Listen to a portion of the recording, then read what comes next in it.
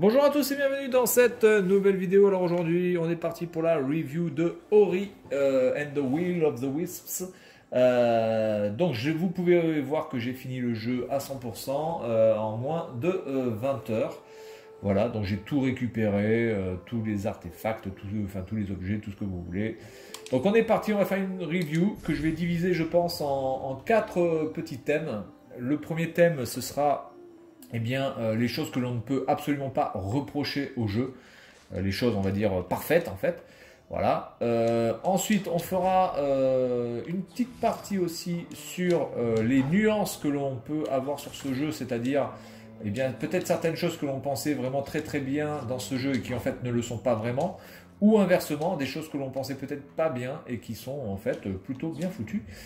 Donc voilà, on va faire ça comme ça, et puis ensuite on fera une critique sur les points négatifs de ce jeu et les gros points négatifs de ce jeu. Oui, parce que ce jeu a quand même aussi des points négatifs qui sont pas négligeables. Voilà.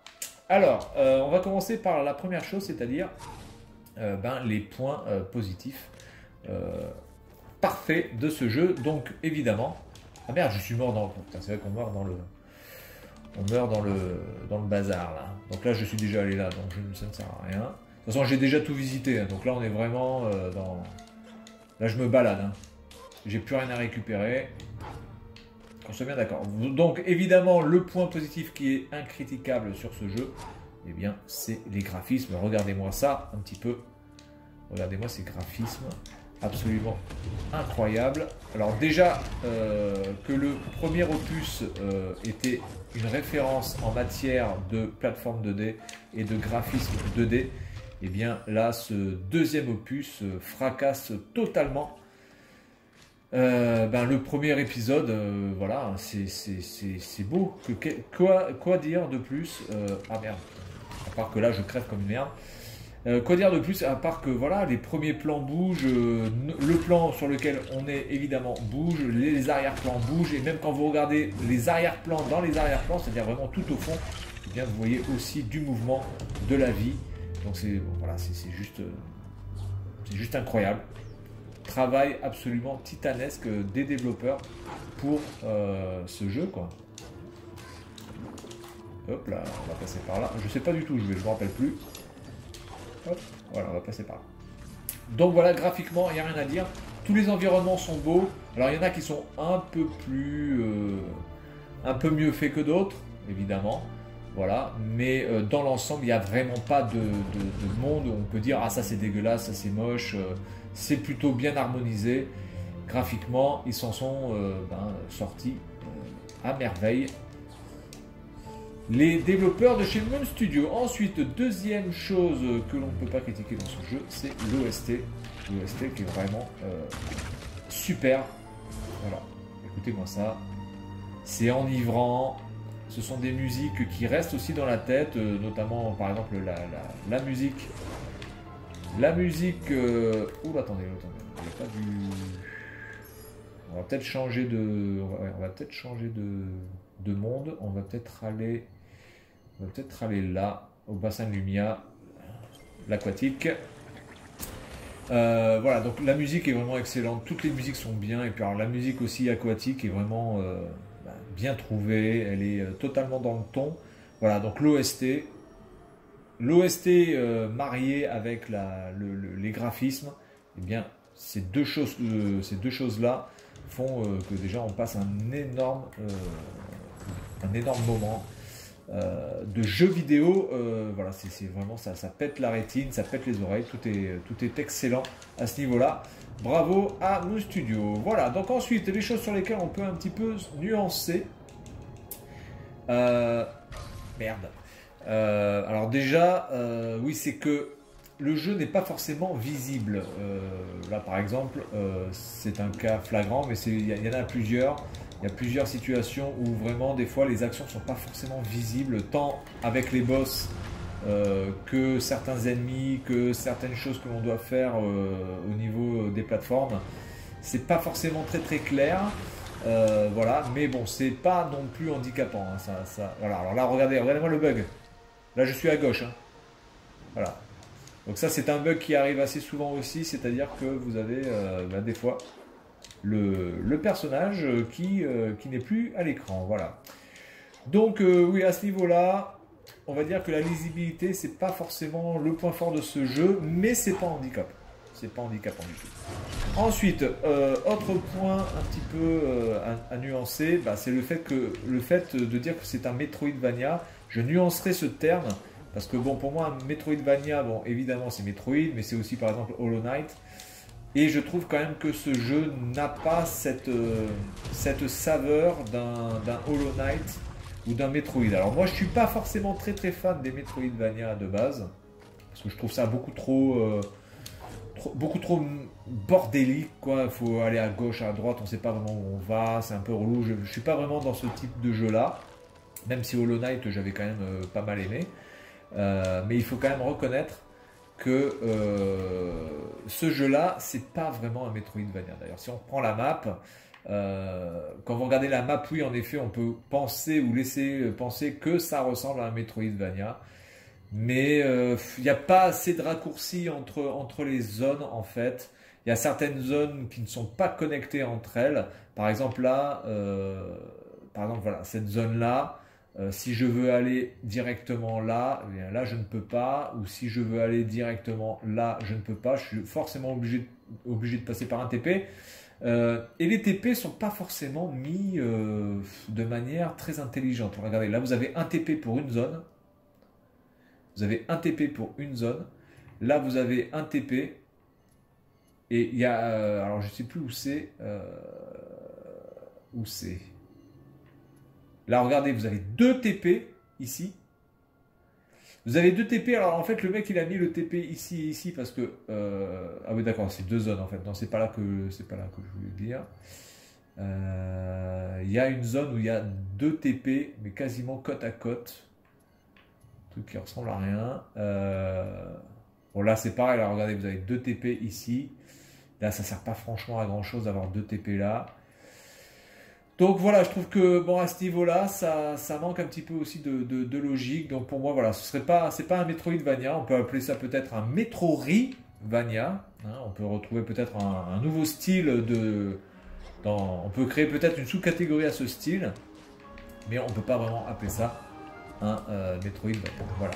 Donc là, on va un petit peu nuancer aussi ce terme-là. Ensuite, l'arbre des compétences. Alors l'arbre des compétences, je vais vous le montrer. Globalement c'est pareil, c'est très bien d'en avoir. Alors là vous voyez j'ai mis les 8 parce que j'ai récupéré les 8 fragments spirituels que l'on peut insérer, donc je les ai tous, mais globalement vous avez allez, je vais être vraiment gentil, vous avez les 2 tiers qui servent à rien. Voilà, moi j'allais dire les 3 quarts, mais je vais être gentil, je vais dire les 2 tiers. Vous avez les 2 tiers quasiment qui servent à rien. Donc là, vous avez en fait 3, 6, 8 fois 8 fois 3. 8 fois 3, 24. 24 plus 7, ça fait 31. Voilà, vous avez 31 trucs. Voilà, grosso merdo, vous en avez 10 qui servent vraiment à... déjà, bon, le triple saut sert absolument. Le fait de pouvoir rester aussi accroché au mur, ça sert évidemment. Et puis après, bon voilà, vous allez pouvoir un petit peu varier les choses, mais globalement, moi là, je suis resté sur quasiment toutes les mêmes compétences. J'ai jamais quasiment varié quoi que ce soit, sauf évidemment pour tester les fragments, mais globalement, j'ai toujours utilisé les mêmes. Donc voilà. Après, je pense que ça dépend des joueurs, mais je pense que l'arbre de compétences n'est pas forcément très pertinent en fait. Voilà. Donc ça c'est un petit problème. Ensuite, ce qu'on pourrait mettre aussi en nuance, je pense, c'est les arbres de compétences. Alors ça, les arbres de compétences qui vont vous permettre de pouvoir faire le dash et tout, c'est un petit peu... comment dirais-je? Alors autant dans Ori 1, on les avait, les compétences intéressantes, on les avait trop tard. Autant là, je trouve qu'on a des compétences beaucoup trop vite. Voilà, donc je sais pas. Alors ça vient de moi, hein, là encore une fois, c'est personnel.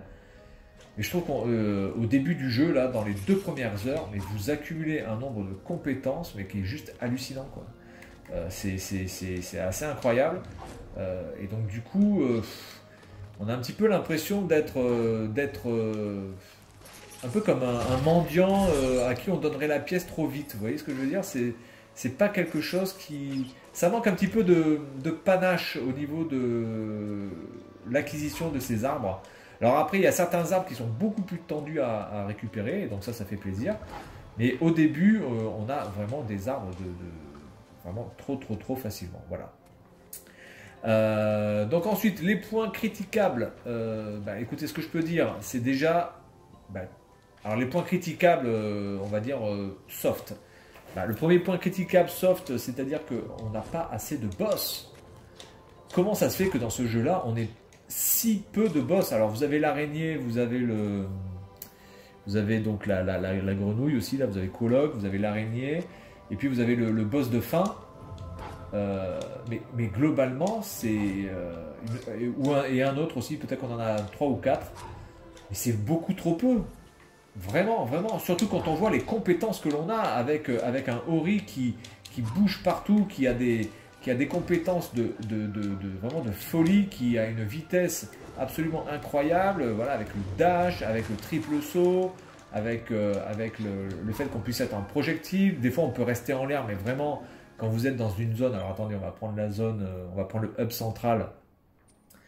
Quand vous êtes dans la zone ici, et vous pouvez quasiment passer votre temps en l'air, quoi, quasiment. C'est vraiment, donc on a vraiment une capacité de mouvement qui est juste incroyable. Mais c'est pas mis à profit par rapport au boss, parce que du coup on se tape beaucoup de petits ennemis qui sont souvent les mêmes. Donc ça aussi c'est un petit côté critiquable au niveau du jeu, c'est-à-dire que le bestiaire n'est pas franchement fourni.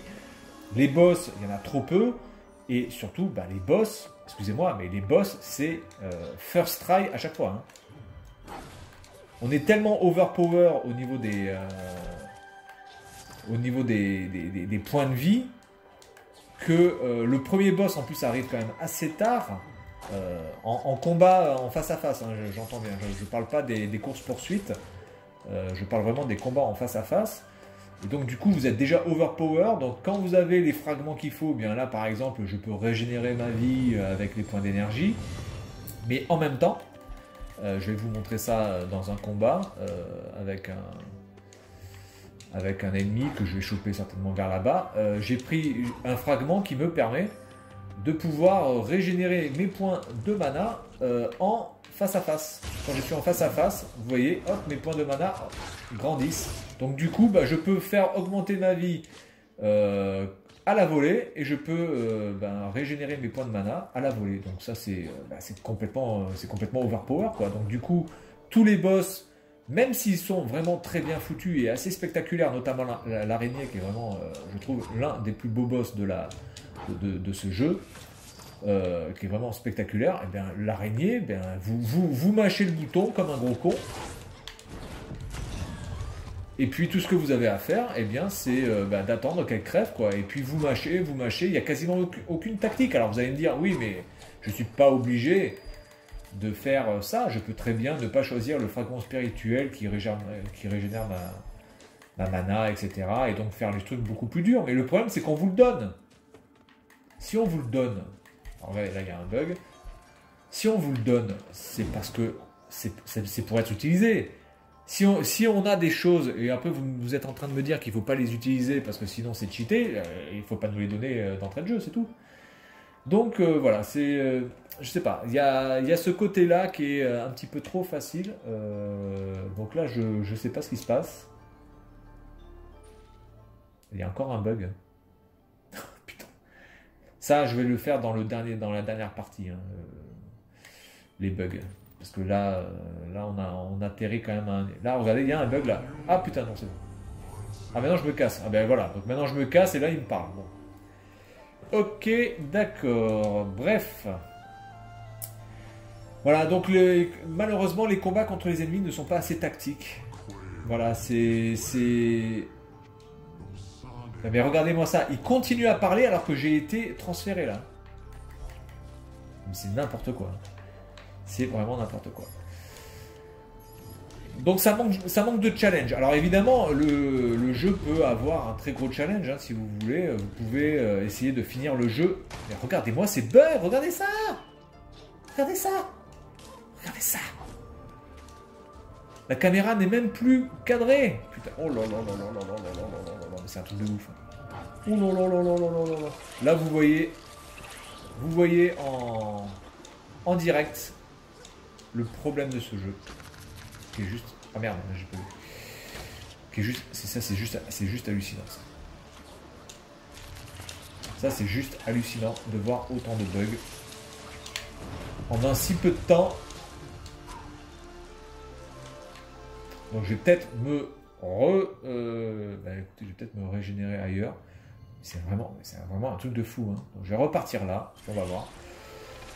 Donc écoutez, on va finir donc avec les gros points négatifs. Et bien écoutez, les gros points négatifs, vous les avez sous les yeux. Des bugs absolument mais inadmissibles. Et j'ai téléchargé le patch. Donc là je suis en version 1. Regardez ça. En version 1.04. Alors ça va beaucoup mieux que au début. Ça faut quand même le reconnaître. En même temps, heureusement. Regardez ça, regardez ça, regardez ça. Là je suis à gauche. Hein. C'est quand même assez incroyable. Hein. Mais les bugs sont juste fous, ils sont fous. Les bugs sont fous là. On n'est plus dans un mini bug qui est passable. On est dans des trucs complètement de barjo. Je tiens quand même à signaler que aussi il y a un bug qui a fait que une fois j'étais dans les textures. J'étais bloqué dans les textures là. C'est comme si j'étais par exemple, vous voyez à droite là il y a un espace libre. Et bien c'est comme si j'étais là et je ne pouvais plus sortir. J'ai dû refaire un TP pour pouvoir passer. Mais c'était quand même un truc, c'est juste impressionnant.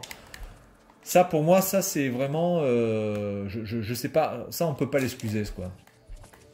C'est pas quelque chose d'excusable. Il y a des bugs qui sont excusables. Voilà, vous avez des bugs qui sont excusables des fois quand vous avez des phases de dialogue. Bon, ça va un petit peu freeze, ok, mais voilà, donc là, vous voyez, maintenant, il parle tranquillement, mais tout à l'heure, il parlait pas. Donc il a parlé après. Enfin, c'est un truc complètement fou. Et je peux vous dire que j'ai vu un nombre de bugs complètement hallucinant. Hein. Vraiment, entre le fait d'être bloqué dans les textures, le fait que le jeu plante totalement, c'est-à-dire que la console, enfin le jeu plante. Je suis obligé de relancer le jeu. Ça, aussi le fait que, eh bien... Je ne pouvais plus utiliser la touche merde, attendez. J'arrive plus à voir la touche. Voilà, LB. Voilà, c'est LB, parce que je pensais que c'était LT, mais c'est LB en fait. Des fois, je ne pouvais même plus utiliser la touche LB, c'est-à-dire que j'appuyais dessus, ça ne marchait pas. Il fallait que encore une fois, que je relance le jeu pour pouvoir bénéficier des fonctions normales. Donc là, je me régénère. Regardez ça. Je vais me régénérer full vie. Vous allez voir le nombre de points de mana que ça va me prendre.